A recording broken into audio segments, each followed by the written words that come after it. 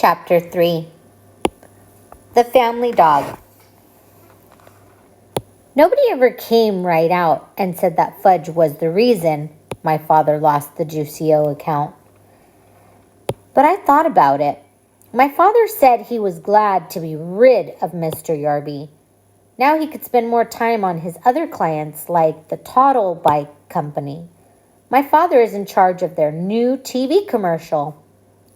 I thought maybe he could use me in it since I know how to stand on my head, but he said he wasn't planning on having any head standers in the commercial.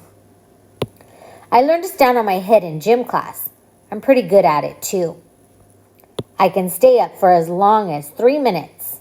I showed my mother, my father, and Fudge how I can do it right in the living room. They were all impressed. Especially Fudge. He wanted to do it too, so I turned him upside down and tried to teach him, but he always tumbled over backwards. Right after I learned to stand on my head, Fudge stopped eating. He did it suddenly. One day he ate fine, and the next day, nothing. "No eat," he told my mother. She didn't pay too much attention to him until the third day. When he still refused to eat, she got upset. "You've got to eat, Fudgy," she said. "You want to grow up to be big and strong, don't you?" "No, grow," Fudge said. That night, my mother told my father how worried she was about Fudge. So my father did tricks for him while my mother stood over his chair, trying to get some food into his mouth, but nothing worked. Not even juggling oranges.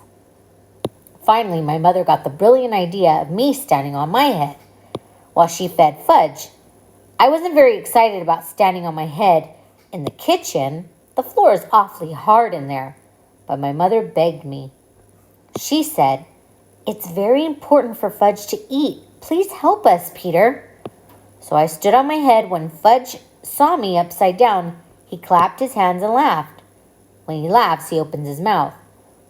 That's when my mother stuffed some baked potato into it. But the next morning, I put my foot down. "No, I don't want to stand on my head in the kitchen or anywhere else," I added. "And if I don't hurry, I'll be late for school." "Don't you care if your brother starves?" "No," I told her. "Peter, what an awful thing to say." "Oh, he'll eat when he gets hungry. Why don't you just leave him alone?"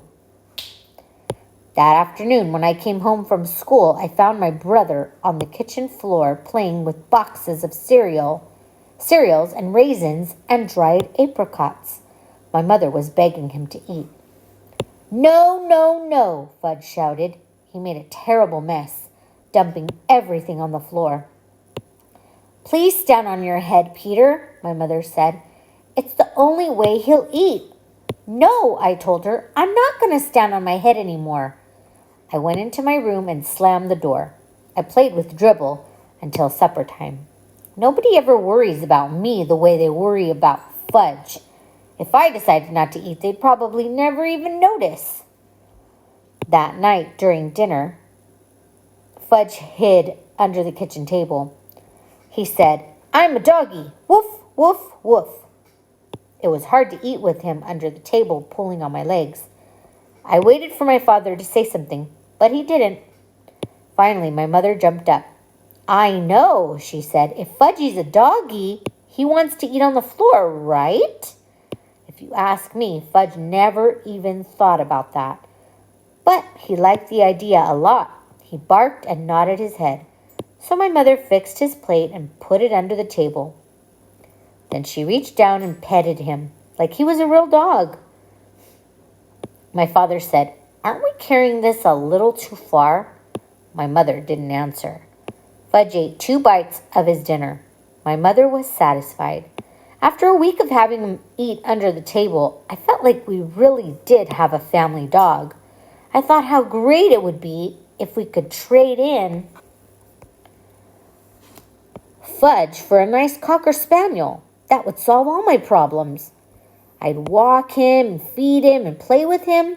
He could even sleep on the edge of my bed at night. But of course, that was wishful thinking. My brother is here to stay, and there's nothing much I can do about it.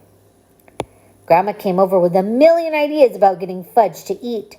She tricked him by making milkshakes in the blender. When Fudge wasn't looking, she threw in an egg.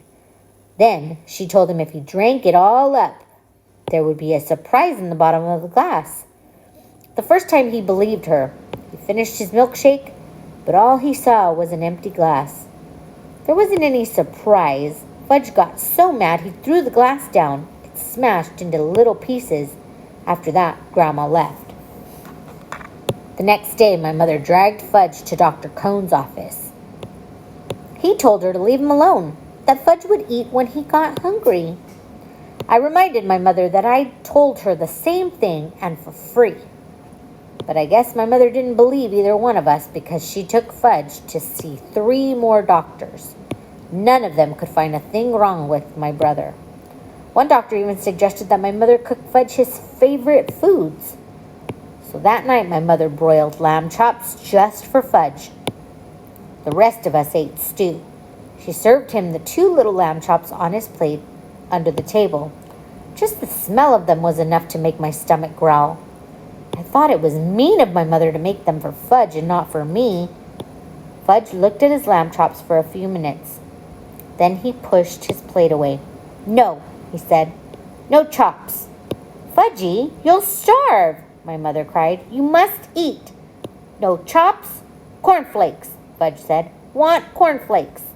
My mother ran to get the cereal for Fudge. "You can eat the chops if you want them, Peter," she told me. I reached down and helped myself to the lamb chops. My mother handed Fudge his bowl of cereal, but he didn't eat it. He sat at my feet and looked up at me. He watched me eat his chops. "Eat your cereal," my father said. "No, no eat cereal," Fudge yelled. My father was really mad. His face turned bright red. He said, "Fudge, you will eat that cereal or you will wear it." This was turning out to be fun after all, I thought, and the lamb chops were really tasty. I dipped the bone in some ketchup and chewed away. Fudge messed around with the cereal for a minute. Then he looked at my father and said, "No eat, no eat, no eat."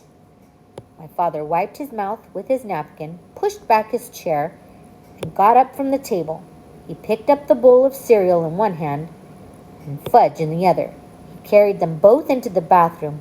I went along, nibbling on a bone, to see what was going to happen.